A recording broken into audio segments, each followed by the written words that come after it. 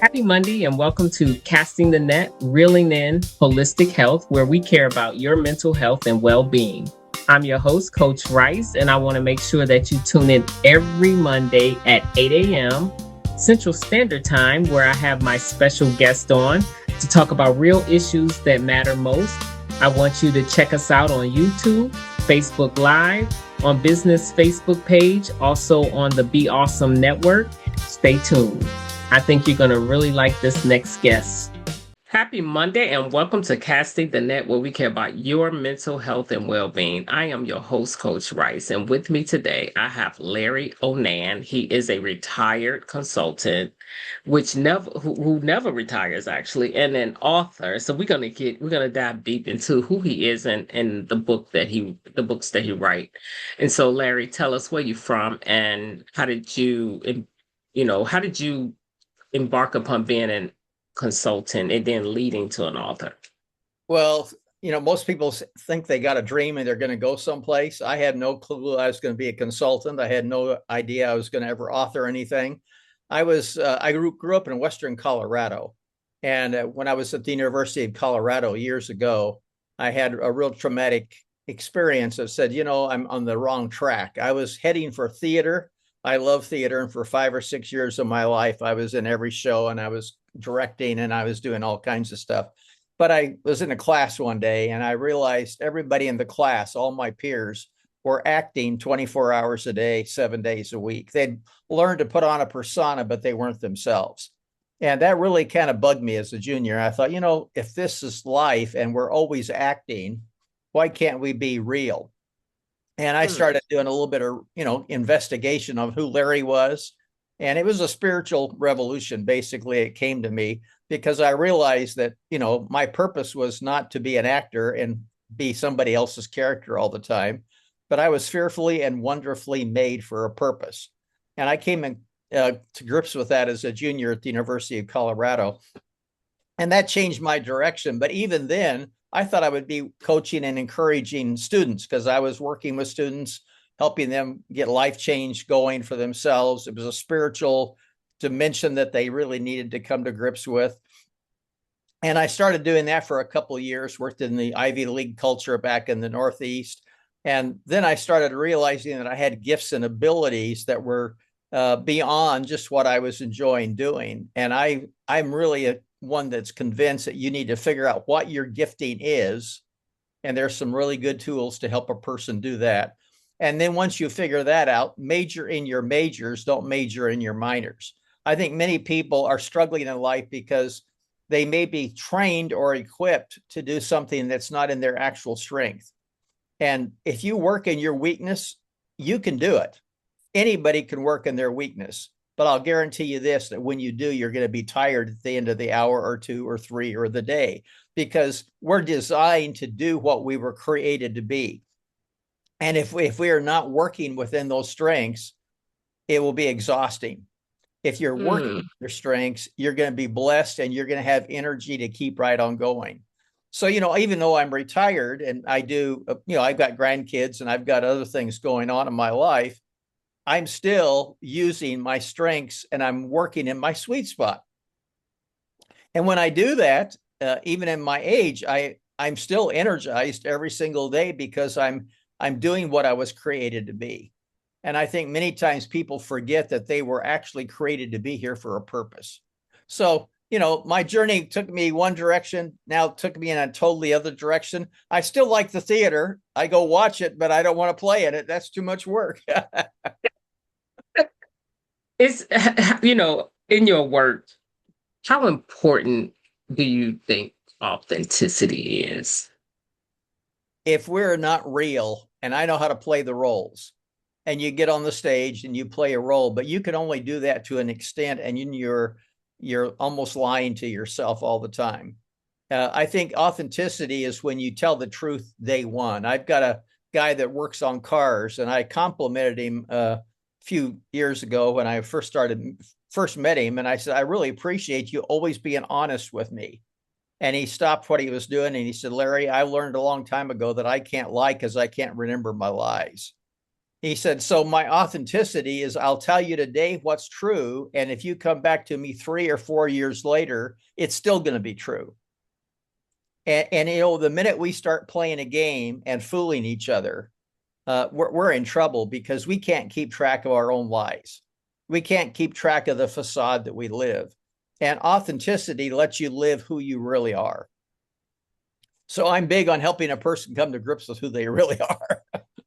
That's awesome. So, what do you think the roadblocks are when it comes to people finding out who they are once you really expose them to it? What roadblocks do I you think find? you go back to the problem that people sometimes, if they don't know why God created them in the first place, I've got a very strong faith orientation to this. I believe we were created for that purpose.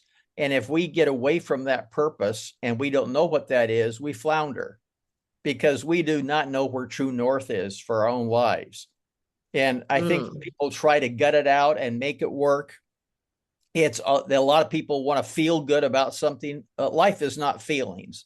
Life gives you some joy in feelings. I mean, there's a nice time to have a good feeling, but life is not full of feelings. It's not that I don't feel any more married.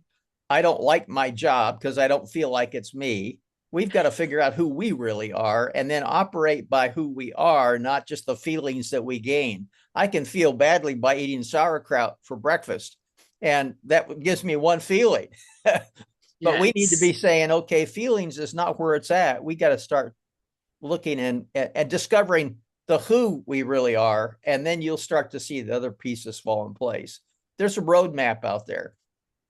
I love it. I find sometimes people say, "Oh, I'm going to," I live in Southern California, so if I'm going to go to Dallas, Texas, I'm going to take Interstate 10 or Interstate 40 east. I'm not going to get on Interstate 5 and head to Seattle thinking I'm going to Dallas, Texas. And I think a lot of people get on the wrong freeway hoping that they're going to end up in Dallas. And the further I drive north toward Seattle, the further I get away from Dallas because I'm on the That wrong is so road to true. begin with. So I think a lot of times let's just stop and pause and say, what map are you wanting to follow here? What has God already told you to do? And I when agree that with starts you, to happen, definitely. it unpacks. Yeah, because when I was younger, I knew in my heart that I was supposed to be serving others in the area of mental health, but I did not. I was, life will take you like you're not going to be able to do that, and you can't. So my GPS was off, and I went Yeah. into. I have a really good talent to sew and Well, make that's exact. clothes. And what you did is you realigned your map. You got your map back Yes, out and figured out what the next city was. And exactly. and I think I too many people are living life like they're at a carnival with bumper cars, and the power's been turned on, and they're just hitting other people, but they don't even know when it's going to be over until the manager of the bumper cars turns off the electricity, and then everything comes to a stop. But up until that time, you don't know if you're going north, south, east, or west. You're just hitting other people. And yes, there is sometimes fun in one of those experiences, but the consequences of that fun can also be a necklash. Yes. There's issues that come with that, and we need to realize that's a part of the deal. Martha, I years ago I was assigned a very unusual task because I was a nobody in a meeting, but I had quite a bit of success in my area. Was a specialty in fundraising with Christian nonprofit organizations, and I'd seen a number of successes, and so I was invited to this meeting. And we had consultants come in, and they were telling us how we were going to raise significantly more dollars. But they said, you will never raise that resources unless you teach people to be lifestyle stewards. And nobody in the room really understood what lifestyle stewardship was. I always thought stewardship was about my father. He was a pastor, and those were the 3 sermons a year that he had to preach on money. And no preacher likes to talk about money. For some reason, they're a little bit afraid of that subject. But what had ended up happening is stewardship was boiled down to get the money in the door for the church. That's how many people interpret it. I discovered in a study with a group of other guys, I put them together and I said, we got to figure this out. Because what had happened in the meeting is they were arguing about should they start something new, what was the implications. There was ups and downs to it, and somebody in the room, and I would have no idea who it was, they said, let's assign this task off to Larry and see what he can do to come up with the definition of what lifestyle stewardship is. So I wrote down on a yellow pad that day, but the only thing I wrote down is what is lifestyle stewardship. And then I had a mentor that helped me a number of years earlier when I was afraid to try new things. And he said, Larry, you've always got the freedom to fail. If you don't step out, you don't know if you can do it. You've got the freedom to fail. Now, that sounds like I was looking for failure. No, when you have the freedom to fail, it means that you can go back and try it again. You can readjust the orientation. And I'd learned that the freedom to fail was helping me break barriers that I never thought was even possible, because I was believing that that could really happen. And if it didn't quite happen, I could go back and tweak it and fix it and try it again. So freedom to fail was actually a freedom to step out and do the unknown. And I wrote that down. And then about a month later, nobody called me, asked me how I was coming on my assignment. And I told a few of the guys that were working for me, we got to figure this out because this can make a big difference in our lives and the lives of people that we know. And we started a discovery to figure out what lifestyle stewardship was. And it has really nothing to do about money. It's about ownership. A steward is one who works for and manages the affairs of somebody else. Mm-hmm. So if I'm a manager of somebody else's stuff, I'm just simply taking care of what he already owns. And he doesn't turn over, he doesn't give me all he's got. He says, manage my accounts, oversee my employers, do certain things that I want you to do, take care of my land, clean my house, whatever those issues would be. When I started realizing lifestyle stewardship was what I was made to be, God said, I put you here for a purpose, Larry. Take care of my stuff. I'm going to entrust you with it, but I'm not giving it to you. It's still mine. The scripture says that the God owns it all. Everything in heaven and earth is his, and we're simply stewards of what he already owns. That was a life changer for me. It changed the guys that were working with me because we realized we didn't own a house, we didn't own a car, we didn't own clothes, we don't even own our kids. We're entrusted to manage our kids, to take care of the house that we live in, to take care of the car, to take care of the clothes. But I get the privilege of taking care of those things, but I am not responsible for the bottom line of all those things. I'm managing the affairs of somebody else. Well, you apply that in overall life. If you realize your time, your resources, your treasure are not yours to begin with, and you get the privilege of managing it on behalf of the owner, it makes a world of difference how you even want to go about doing life. It's a brain adjustment, because many times mental health and other issues are coming because we're thinking wrong. And if we're thinking wrong, we'll never get on track. If I really want to be in Dallas, I got to aim toward Dallas. But, I will not get there another direction. And what I discovered, and this has been probably 45, 50 years ago, when people start to realize that they are stewards and they are not owners, and they are simply facilitating and managing something that does not belong to them, it makes a big difference in their mindset. And, I think there's a spiritual component. A relationship with God is really key to that. You can't manage stuff that you don't even if you're not connected to the owner. So I love your analogies.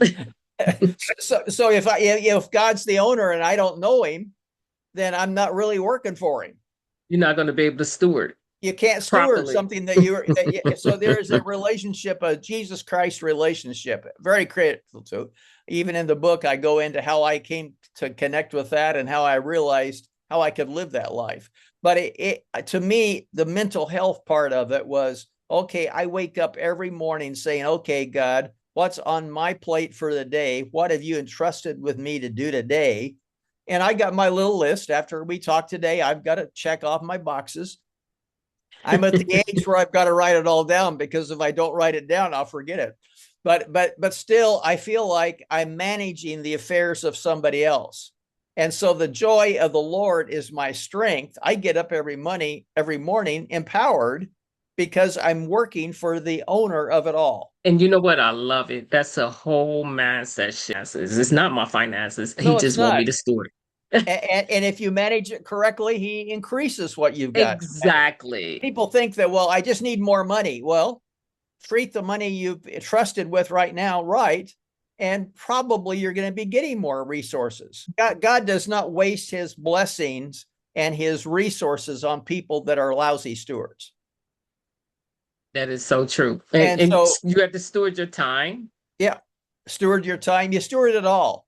Yes. It, Money is one thing you can give. And in the Old Testament book of Deuteronomy, it's the Jewish law. The first 5 books of the Old Testament are very sacred to the Jewish people: Genesis, Exodus, Leviticus, Numbers, and Deuteronomy. Well, Deuteronomy has got a lot of instruction to the people. That's what it is basically your instruction manual of how to live the stewardship life. And God says to the children of Israel through Moses, he said, look, I don't need your money, but I need you to learn to trust me in all things. Money is a very tangible way where we see how God works. And so money is a tool to teach us things. It's not something that we just need more of or less of. It's a tool to teach us how to be a good steward. Exactly. So God says, yeah, I don't need your money. I mean, I've got more of it. It's all mine anyway. Right, so exactly. What I'm doing is giving you this thing called capacity to exchange money or whatever it would be. But I'm doing that so that you learn to trust me in all things. You need to learn to trust me. So when I put my money to work, I'm watching God. I'm trusting God to see what comes out of that backside. Now, I don't always like the consequences. I'm working on my income taxes, and when I don't like it when I got to pay the federal government more money, but that's my management of my responsibility. Right. So it's not even my money to give to the federal government. It's his. And if that's where he wants to go, so be it. I can live with that. But that's a whole it is a whole different mindset It's a shift mind shift. It's a huge mind shift. Carry yourself in that manner, because belief is powerful. Well, when you put your belief to it and you start to apply, people sometimes think the Bible's a holy book. No, the Bible's a book of instruction. It is. And it's a book of stories. And the stories instruct you as well as, like little quotes here and there throughout the scripture. Right. If you start to follow that as your manual of living, you're going to come out on top.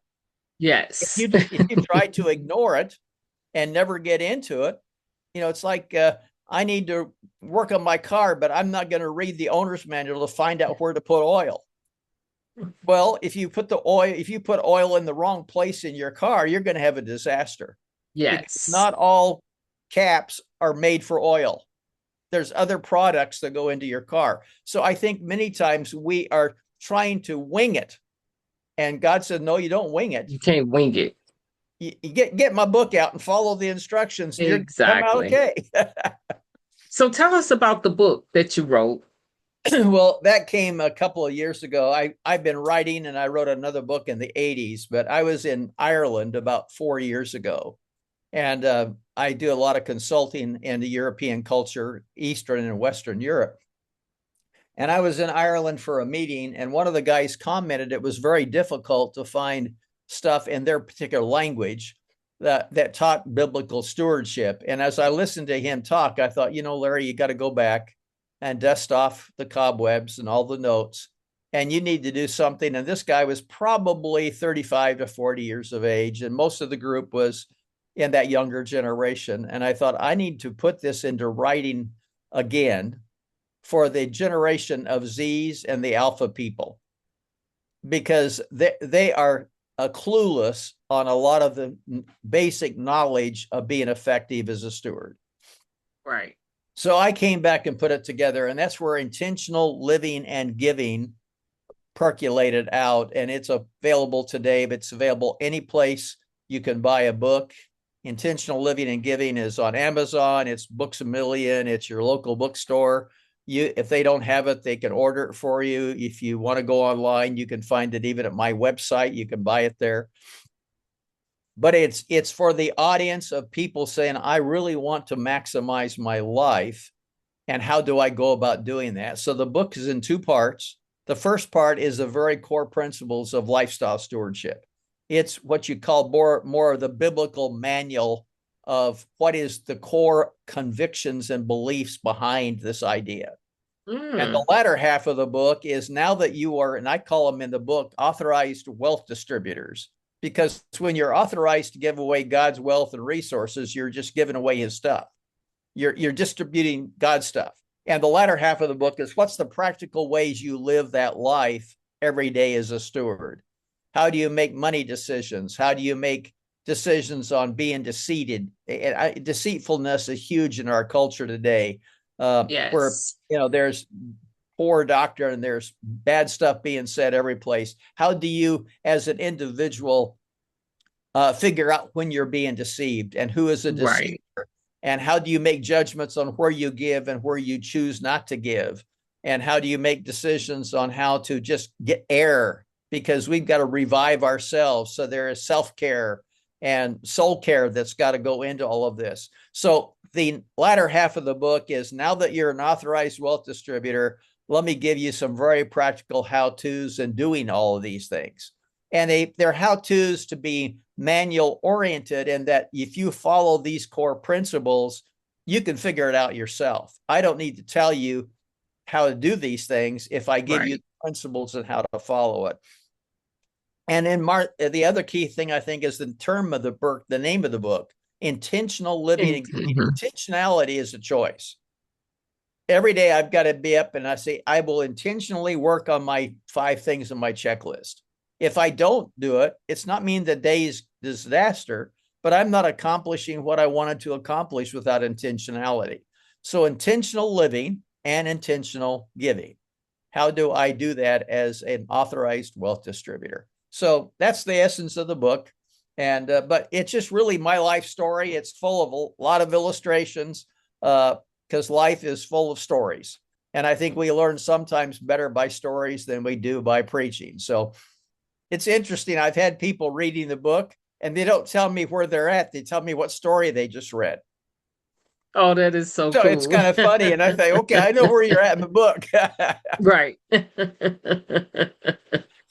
That is so cool. And so is it set up like a journal or both? Well, every like chapter has action points. Now that you finish this thought, what are you going to do with it? There's some help that way. On my website at larryonan.com, there's no apostrophe on my website. The world of electronics does not like characters. So larryonan.com, I've also got a tool that could be really helpful to a lot of your listeners. I've got what's called a personal stewardship inventory. It's asking you 15 questions. You judge yourself on the answers. It totals out your bottom line from what you are. And then I gave you input based on where you are on your score as an authorized wealth distributor. And you can go online and take that yourself.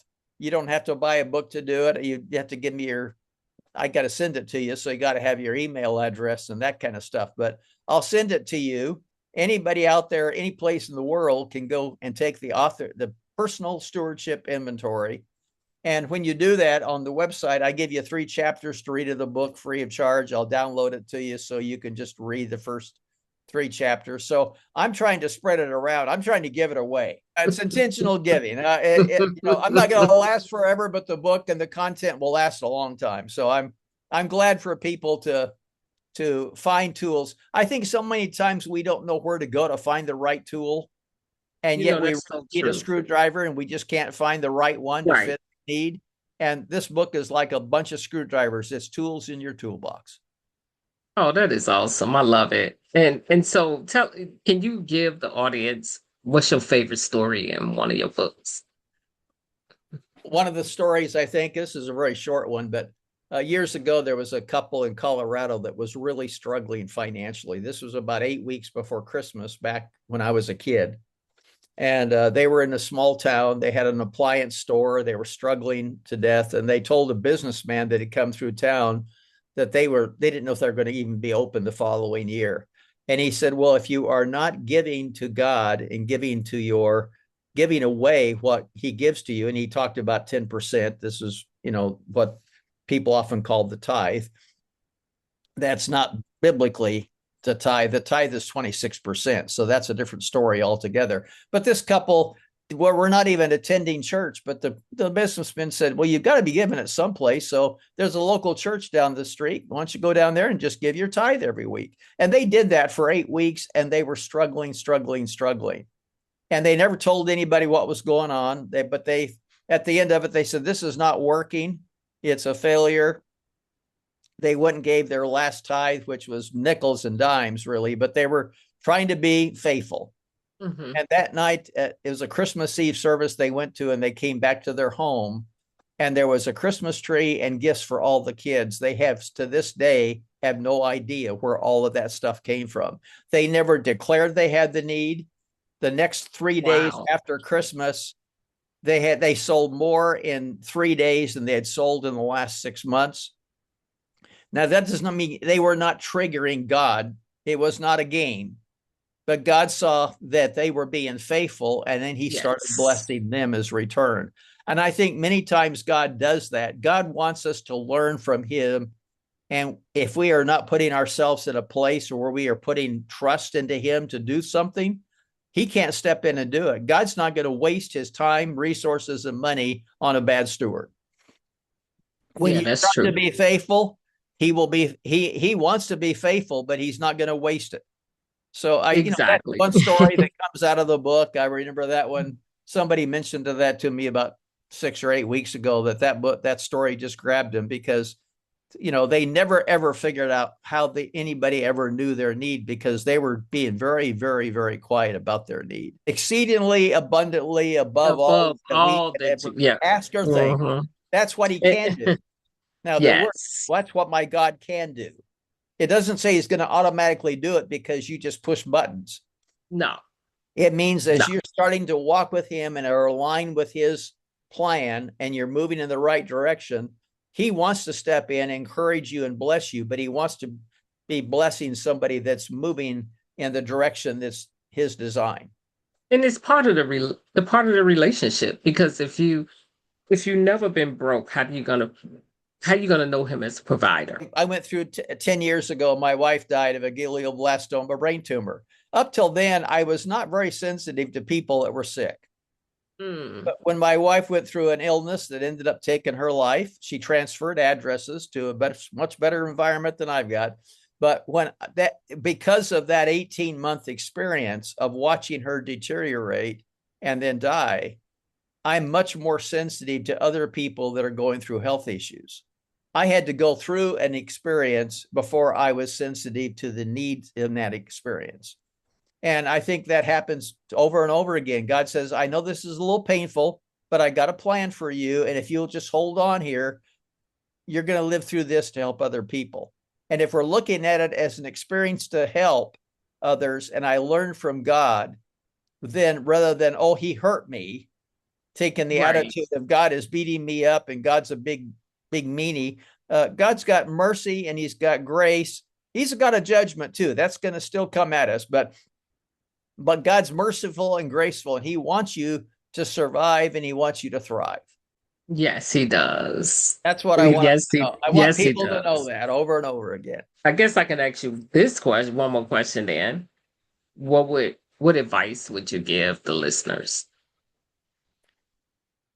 Make a decision, be intentional that I'm going to choose to live the way that God wants me to live. I'm going to stop living how I want to feel.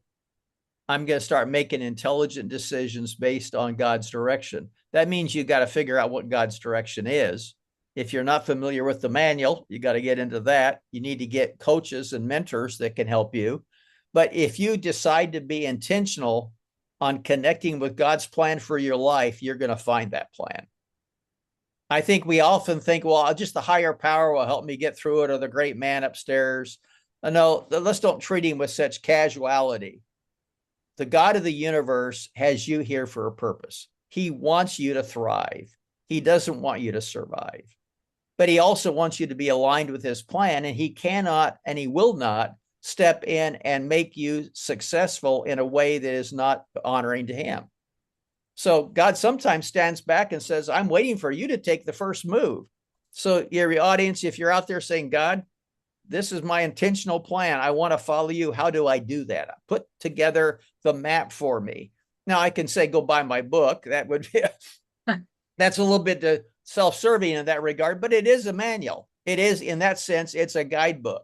It will help you even decide how to pick the right pastor. You'll decide how to make the right decisions in life off of principles, not off of just games and fancy language, because we're operating by a plan that God laid out for man to live by. So it's a fun life. It's a joy. It's fun. It is.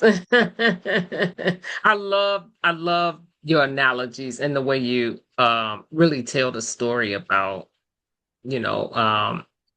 application when it comes to how we walk with Christ. I love it. And Larry, I just want to say thank you so much for, coming on my podcast. And I would definitely have your links to your books and your website and all the goodies that everyone needs to reach out to you, because this is what we need, especially in these times that we're living in right now. Guidance, more guidance than information. And so thank you so much for coming on. It's a joy to be with you this morning. Thank you very much. It's been fun. Yes, it has. And to the audience, if you know someone who is struggling with wanting to know their purpose, or wanting to know how to have a relationship with Christ, or be intentional about living and giving, please do share this video and comment, share, subscribe, because I always have amazing people on. So until then, you have a fantastic Monday. It's your time to shine. Your journey to chart. Coach Rice wisdom will heal every heart. So join us now. Let's make life suffice. Welcome to Mondays with Coach Rice.